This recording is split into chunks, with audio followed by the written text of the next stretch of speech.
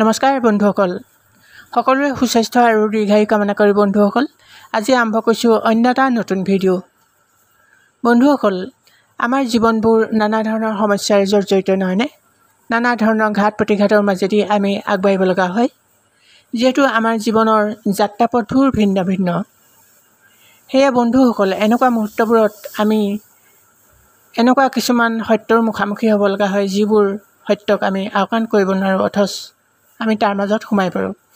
সেই এনেকুৱা মুহূৰ্তবোৰত, এনেকুৱা পৰিৱেশবোৰত আমি বন্ধুসকল যিবোৰ সত্য, প্ৰাকৃতিকগতভাৱে সত্য, সেইখিনি আমি মানি ল'ব লাগে আৰু আমি লক্ষ্য কৰিব লাগে আমাৰ মহান পথ প্ৰদৰ্শকসকললৈ তথা আদৰ্শবানসকললৈ।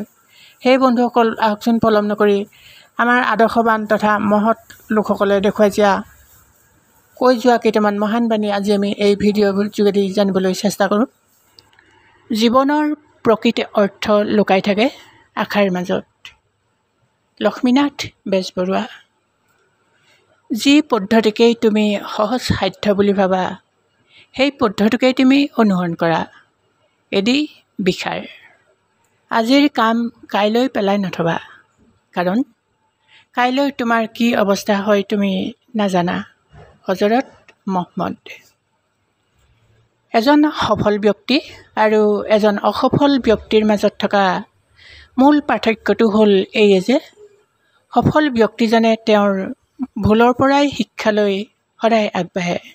Dell Carnegie. পৃথিৱীৰ আটাইতকৈ বেয়া কাম হ'ল আনৰ সুনাম নষ্ট কৰা। ৰামকৃষ্ণ পৰমহংস। সাজ পোছাকে মানুহক ভদ্ৰ নকৰে, মানুহক ভদ্ৰ কৰে সৎ চিন্তা আৰু সৎ চৰিত্ৰই। মহামানৱ মহাত্মা গান্ধী। ভয়ৰ জৰিয়তে সৃষ্টি হোৱা ভক্তি কচুপাতৰ পানীৰ দৰে খন্তেকীয়া। হেম বৰুৱা। সুখী হোৱাটো সহজ, কিন্তু সৰল হোৱাটো অত্যন্ত কঠিন। স্বামী বিবেকানন্দ।